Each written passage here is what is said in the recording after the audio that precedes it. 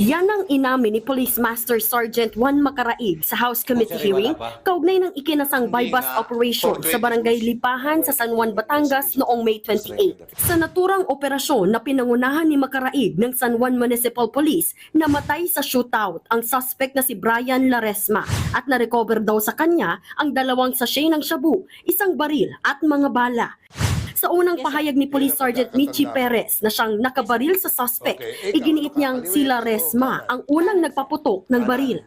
Napamura pa sir siya eh. Tapos bunot niya yung baril. Agwat sir ako, umagwat ako sir eh. Atras sir ako. Ayun sir, biglaan na kami.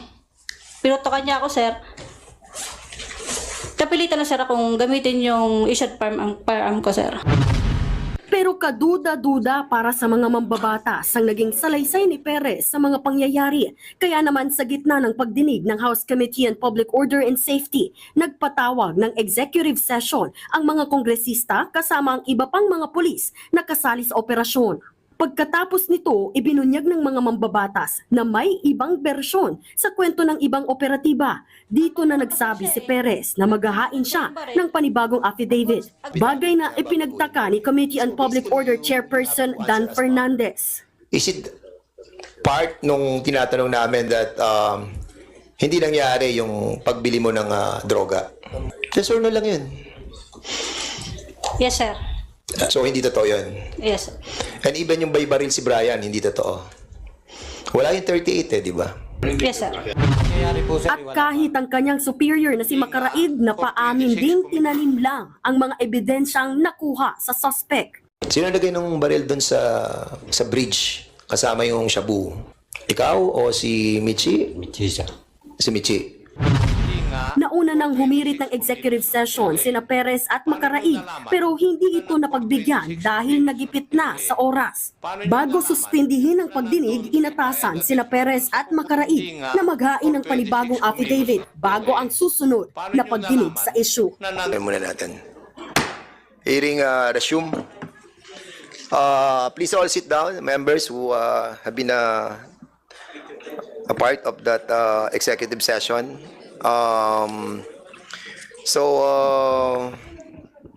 Since we got a new information about the incident that happened sa San Juan, we will be asking the Provincial Director Malinaw and also Regional Director Lucas to look into the new information that was given by the 4 personalities. The 5 personalities, namely Sergeant Jefferson Trinidad, Corporal La Rosa, Sergeant Carandang, Carpio, Patrolman Carpio, and Corporal De Chavez. So, before the committee will take action on recommending on the regional director and also to the provincial director the change of charging these people as an accused, we have to see the affidavit of these people as well. Before we suspend the hearing, Sergeant Michi Perez and Sergeant Juan Macaraig have asked us them to be heard as well on the executive session. But unfortunately, we have to go back to the hearing. So, what's the pleasure of the body with regards to the request of the 2 PNP personnel? Mr. Chairman. Yes, Congressman Barbers. Mr. Chairman, both Perez and Macaraig manifested their intent to say something before the executive meeting. Since we were not able to accommodate them, maybe at this point, Mr. Chair, maybe we can allow them to share with us, share with the committee what they intend to say or perhaps report to the committee in today's hearing, Mr. Chair. Yeah, as a matter of fact, the executive session that we have conducted for intended purposes of that session was actually a chance that this committee has given to those PNP officers, considering that we have so much evidences and we felt that these people are not really involved on the said incident. But nevertheless, we will be weighing our decision primarily on the decision of the 2/3 of the vote of the members of this committee. While we are in the discussion of the issue regarding Sergeant Michel Perez and Sergeant Juan Macaraig, so we will be giving you a chance to speak on this hearing. So siguro si Sergeant Macaraig muna, being the leader of the operation, you want to say something, so I think this will not entail the security of the nation. So yes, so kanina naman kasi it's not really an executive session, it's more of a of trying to give this young police officials that nararamdaman namin na kawawa din naman eh. Kasi like for example, a while ago we were discussing yung Southern Police District where we have conducted also the yung mga kasamahan natin mga PNP that have changed their affidavits.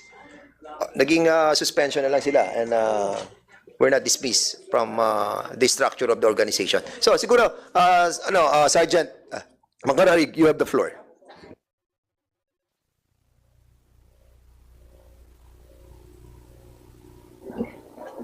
Speak louder, please. Executive session, sir. Pwede, sir. Kasi nga yung na kasi inabot na tayo ng almost 1 hour and we have still one more issue to tackle and we are only allowed to stay here until 3:30. So we cannot accommodate the executive session anymore. As a matter of fact, ang dami na nag-aantay dyan. So, Sergeant Macaraig, ikwento mo na lang kung ano yung talaga nalalaman mo.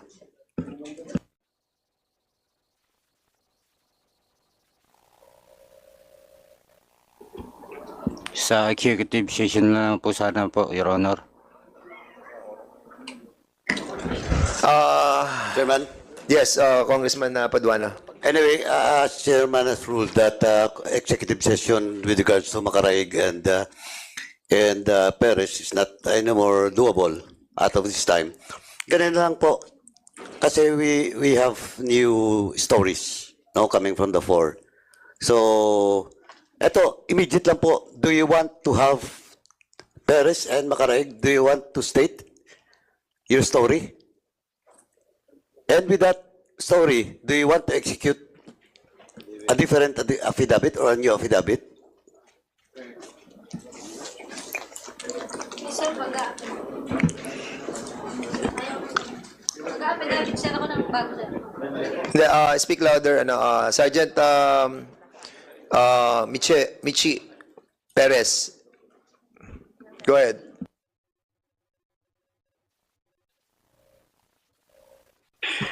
Your Honor, mag-affidavit po ako ng bago, sir.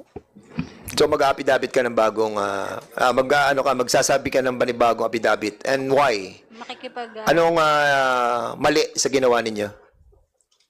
Anong mali doon sa ginawa ninyo, Michi?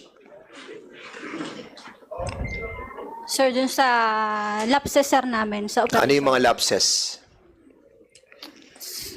Sa sir, sa statement, pre-ops, coordination, sir.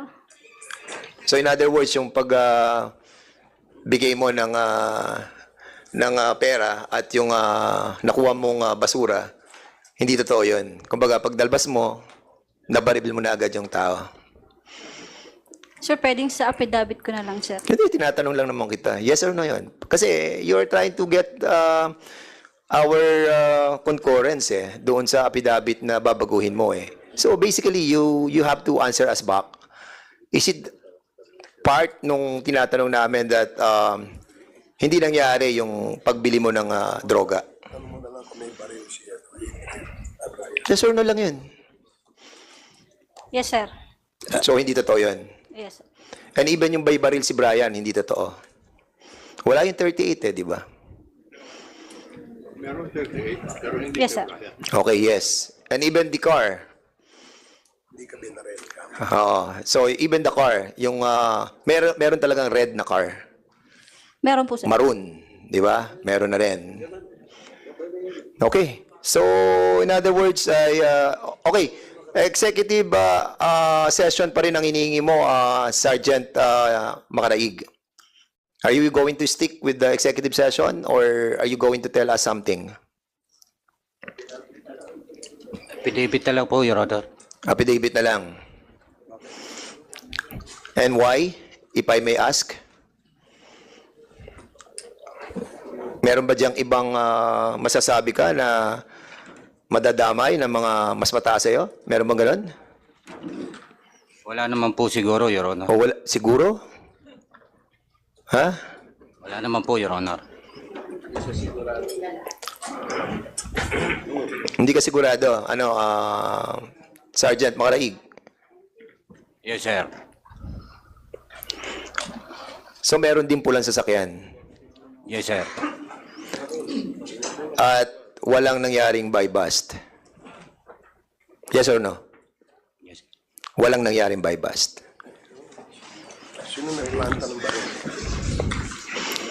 So sino naglagay ng baril doon? Yung walang hammer?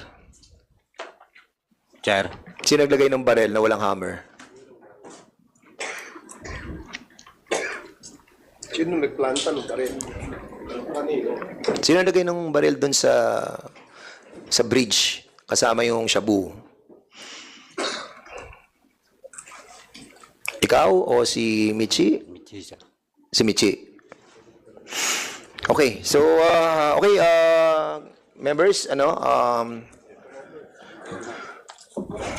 with this new revelation, I would like to thank the efforts of the members and of course the cooperation of our PNP, the provincial director, regional director, and also the members of the police station. It saddened us lang, nakakalungkot lang that we have to reach this far. But of course, hindi, wala na. Siguro, as also Colonel Lintang, yung Chief of Police, no? Para malaman natin kung, kasi meron ka rin affidavit dito, Colonel. Di ba? Yes, Your Honor. So, what do you plan to do? Are you going to stick with your affidavit? Your Honor, ang basis lang na po ng affidavit ko, Your Honor, yung reports nila na dumating sa akin. Kasi wala naman po ako sa mismong actual na operation. But you have the command responsibility. Yes, Your Honor. Di ba? You relied on the veracity of the report of your people. Yes, Your Honor. Sige, Congressman Paduano. Thank you, Chairman. Last na lang, Chairman, just to remind the four, no? Yung apat, kanina, during executive session, that it is on record. But of course, under our rules, we should have at least 2/3 of votes. No? Then we will see your supplemental affidavit. If indeed, pwedeng committee mag-recommend sa inyo. No? But still, yung story nyo kanina, ayun na rin ang buo na story ni Chairman Acop at saka ni Chairman Dan Fernandez. Kaya we hope, and we'll see the affidavit, no, na execute nyo, and that includes Macaraig and Perez, just in case. Now, PD, yun po, yung ano mo, yung IAS mo, will not anymore comply your IAS to submit that initial findings. Tapusin niyo na muna based on the affidavit. Yes, yung apat o anim sila. Yes, sir. Kasi sakto, 6 lang naman talaga eh. But Yes, sir. still, you have to submit the confidential agent. No? Yes, sir. Yes, sir. Kasi pwedeng i-dagdag yan eh. Yes, sir. Yes, No? sir. Yung maging statement ng confidential affidavit. Of course, kay Colonel, Of course, your affidavit is based, kamo, on the report that was given to you. Yes, Your Honor. It follows that if the affidavit of the 6 PNP personnel magbabago din yung affidavit mo. Ganun po ba? Yes, sir. Kung ano po yung kakalabasan nung mga statement nila na gagawin. Hindi, ikaw yung opisyal eh. Dapat based din sa appreciation mo nung pangyari. Wala kasi ako sa actual... Hindi nga, wala ka nga. Pero, do you think pwede mo gamiting excuse to us? You're a colonel. Di ba? Ang sinasabi ko lang, na may bagong affidavit sila i-execute, then you will also have a new affidavit, ganon. Yes, Your Honor. Not based on the affidavit of those 6. As per your knowledge, personal knowledge mo, di ba? Dapat? Tama, PD? Tama? Yes, Your PD? Honor. Hindi, ano yan? Happy lang. City Director nga. Ang sabi ng Dati. PD. CD. Okay, thank you, Chairman. Okay. Okay. So before we end, we have... Sir, pwede Sige, go ahead, Congressman Tebes. tanong ko lang kay Makaraig sa kay Perez. Mag-execute kayo ngayon ng bagong affidavit, di ba tama? Makinig ka, Makaraig. Di ba sabi nyo mag-execute kayo ng bagong affidavit? Yes, sir. Dahil meron kayong ginawa ng una. Yes, sir. At narinig ko rin sa sinabi ni Colonel na yung bagong affidavit ninyo na-execute, yun na naman ang susundan ng bago niyang affidavit na gagawin. Ang tanong, tulad ng sinasabi ko kanina, tinatanong ko kanina, hindi masagot. From the beginning, Mr. Chair, yung mga ginawa nilang affidavit ay puro kasinunggalingan. Dahil mag-execute sila ng panibagong affidavit. Ibig sabihin, meron sa kanilang direktor na nagsabi na yung affidavit na ginawa natin nung una ay ito ang gagawin nyo. Ngayon, dahil natataranta na kayo, yung mga direktor nyo kung sino rito, dahil sa pelikula may direktor, may script, babaguhin nyo na. At kanya-kanya kayong gagawa ng sarili nyo na yun ang tama. Kaya ang tatanungin ko ngayon sa inyo, sino ba kahit hindi niyo na sabihin ko sino yung pangalan. Merong ba rito sa harap na ito ang nag-direct sa inyo na ito ang gawin yung affidavit nung una? Dahil nga ang sabi nyo, babaguhin nyo na ngayon ang inyong affidavit. Yun lang sa dalawa. O Perez o Makaraig. Wala po, Your Honor. Wala, bakit ka magbabago ng affidavit kung wala nagsabi sa iyo? Ibig sabihin, from the beginning, mali na yung gagawin sa iyo. Kahit magbago ka ng affidavit kung wala nagsabi sa iyo, ibig sabihin, palpak pa rin o mali pa rin yung gagawin mo dahil nagsisinungaling ka na sa umpisa. Ikaw, Perez, meron ba sa'yo nagsabi rito? Wala po, sir. O bakit ka magbabago? Kung sa umpisa pa lang, sabi mo, yung ginawa nyo affidavit sarili nyong puso, sarili nyong pag-iisip, dahil may mga isip naman kayo, kaya hindi kayo naging pulis, kaya nga naging pulis kayo, puwasa kayo sa Euro. Ibig sabihin, yung ginawa nyong affidavit nung una, ayun ang nakita nyo aktual na nangyari. Ngayon, ang tanong dyan, gagawa kayo ng panibagong affidavit, ibig sabihin, dahil nakikita nyo ngayon, naisip-isip nyo, na mali yung inyong mga ginawang affidavit nung una. Kaya ang tanong kayo, ulit-ulitin ko sa inyo, sino ang nagturo sa inyo rito sa harapan na ito nung unang affidavit na ginawa ninyo? Dahil itong apat na kausap natin, hindi ko na sasabihin kung anong sinabi, na meron nga rito nilagay, hindi naman pala kasama. O ngayon, ang tanong dyan is, sino ba ang nag-orchestrate niyan na ito, sabihin natin na ito ang gawin natin, para iisa lang ang ating affidavit o salaysay na gagawin during sa investigasyon na ito.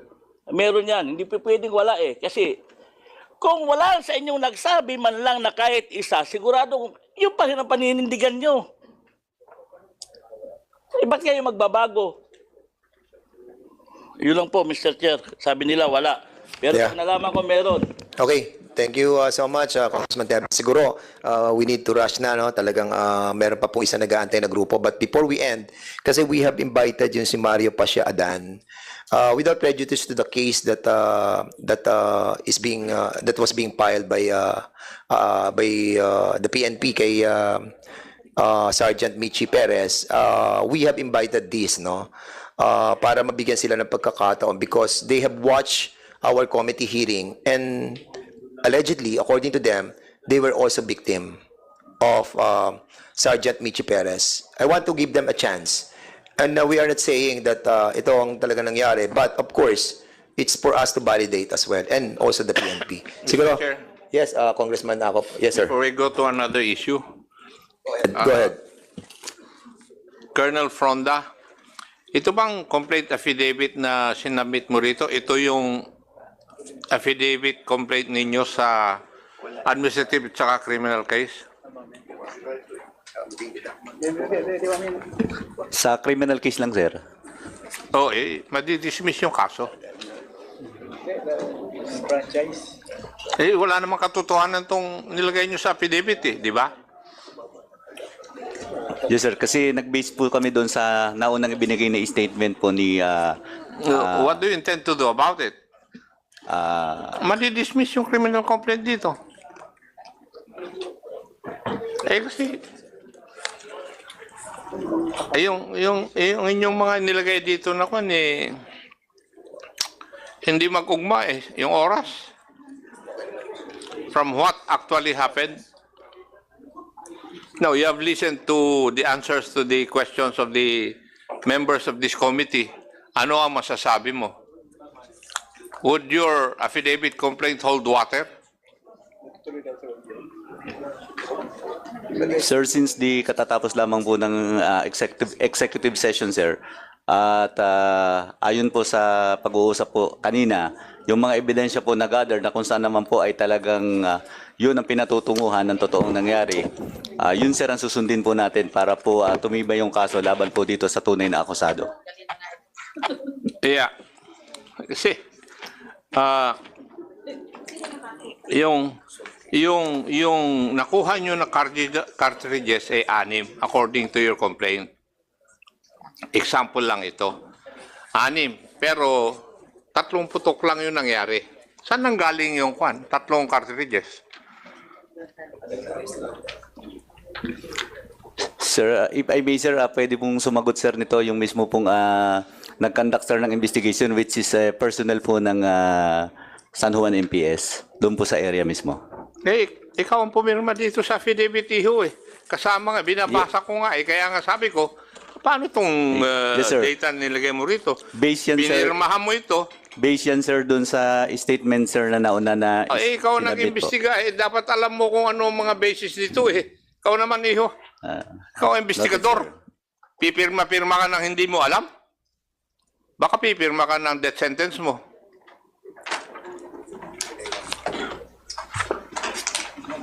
Kita-kita. Magmula pa ng first hearing, 3 putok lang yon. And now you have 6 cartridges. Why? Mr. Chair, kasi ito... Sir, Thank you, Mr. Chair. I just wanted to point out na siguro maski itong affidavit complaint, ibaguhin na nila. Hindi, yun din na sinabi ko kanina Kaya that's the reason why I questioned you di ba? Doon sa mga affidavit that we were talking about. Kasi alam naman namin yung istorya And kanina napigil lang yung aking pagko-question kay Colonel Proydan. But nevertheless, tama yung pinpoint out ni General Acop about dun sa mga sinasabi niya a while ago. But before we proceed, the Chair would like to acknowledge the presence of our Deputy Speaker, napakabait. At magpapadala ng mga pagkain kasi abutin kami ng gabi. Si Congressman, Deputy Speaker Dong Gonzales. Sir, welcome po sa committee and for the usual support. And siguro pagbigyan na muna natin si Maria Pasha Adan, no? Andiyan ka ba, Mario? Mario, can you kindly state your name, your position, or sino ka at ano nangyari, please? Magandang hapon po sa inyong lahat. Ako po si Ginoong Mario Adan, taga San Juan, Batangas. Ito pong sasabihin ko sa inyo, isa din yung pangyayari, na basta na lang ang pinatay yung aking pamangkin na sa akin lumaki. Ito ho, ay wala naman nung kadahilan kung bakit ho binaril na lamang.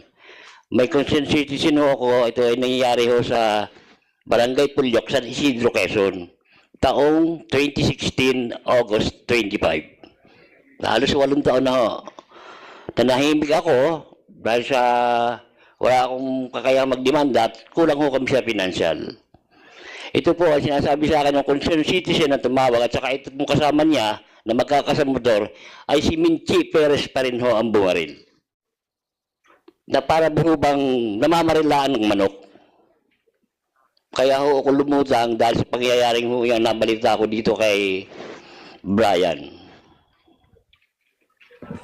Saan nyo napanood nyo yung hearing natin? Kaya kayo Sa YouTube ba? na-communicate sa amin. Apo. And accordingly, ano nyo yung napatay? Pamangkin ninyo? Pamangkin ko po, Saan pinatay? uli lang lubos na po siya sa akin po lumaki. Saan pinatay? Sa Barangay Pulyok po, San Isidro, Quezon. Paano binarel? Ay, ayon ho dito sa kasama ni si Arnold Ladisabal, magkakasira sa motor, dumayo ng inom sa pisan niya. Can we Dumaan po sa basketball court. Nung umalis sila, sinundan na po sila ng sasakyan. can we allow yung Arnold na sinasabi niyo? Andiyan ba? Ito po. Sige, Arnold, can you kindly tell us your name tapos ano yung nangyari? Magandang hapon po sa inyo lahat. Ako po si Arnold Lardizabal. Kami po dalawang magpinsan, dadayo po ng inom sa aking kamag-anak. Ngayon po, bigla po may kumuha sa aming sasakyan. Halos magkatapat, bigla pong pumutok. Natumba po yung aking pinsan. Ako po naman po sumagak sa saging. Pagka kuha ko po sa motor, bangon ko po, kita ko po si Minche Perez ang bumaril. Sakay po sa van. Paano mo nakita si Michi? Kilala mo ba? Taga saan ka ba? Taga San Juan, Batangas po. San Juan, Batangas. Anong barangay? Lipahan. Lipahan. Ah, doon din, sa area. Doon po nangyari po sa Kailan nangyari to? August 25 po, 2016. Is this Michi yung sinasabi mo kanina na 2016? Merong na-encounter ka din ganito? Is this the one? No, sir. So, iba pa to? Bang ilan to? Sir, kung may maano sir sa document sir, kasi wala sir na i-file sa akin eh. Kung sakali sir, makikipag-cooperate naman ako sir. Yes, as a matter of fact, wala pang na-file. Yes sir, And makikipag-cooperate according to ako. them, talagang hindi sila nakapag-file. Well, kung meron po kayong meron naman kayong direct witness siguro you can file, the reason why we allow you, para at least ma-ventilate din yung mga frustration ninyo. But of course, hindi naman namin sinasabi na nangyari talaga yan.